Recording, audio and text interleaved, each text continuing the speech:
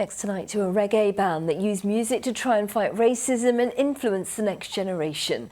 The Ebony Rockers burst onto the music scene in Southampton in 1979, a politically and socially vibrant time for African Caribbean young people. Well, the band members include bassist George David, the father of singer Craig David, friend of the show, of course. Kerry Swain has been looking back at the impact the group had.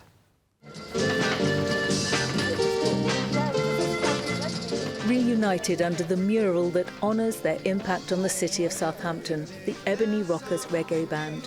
Their music was a powerful weapon and shield against racism. This is the room where they began rehearsing more than 40 years ago. They were teenagers and this was a youth club. I think I may have been about 14. I was a backing singer and I was singing, I was thinking it's so high and I was just going, stand up, unite for each other. And I got through the audition really well. George David, father of Craig, is an original band member. He remembers the racism of their early days. But in the wider community, they couldn't go to certain places. It was restricted. They couldn't go to certain clubs, couldn't go to certain pubs, couldn't go to certain kind of areas. Most of the band being West Indian origin, and there was a lot of racism and trouble with the black young kids getting work, trouble with the police and everything. And I guess as a reggae band, we wrote a lot of songs which related to things that were happening in and around Southampton and the country. They came together in youth clubs and church halls, and the legend of Ebony Rockers was born.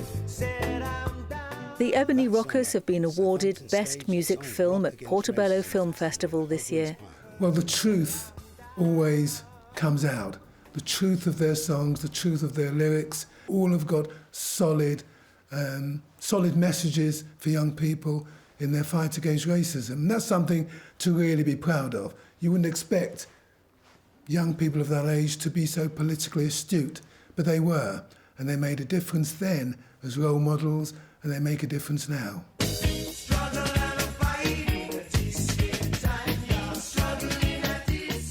We were like other big cities in the UK that were suffering a lot from racism, and yeah, it shone through, and now, 40 years later, the music is still relevant today. The children of today don't want to have to go through what we went through. Hopefully, there has been enough change, and more of them can get a chance to make music, show themselves. The Ebony Rockers were once signed to EMI Records. I asked when we'll hear them play again. I think we're hopefully going to do something next year. You heard it here. Kerry Swain, ITV News.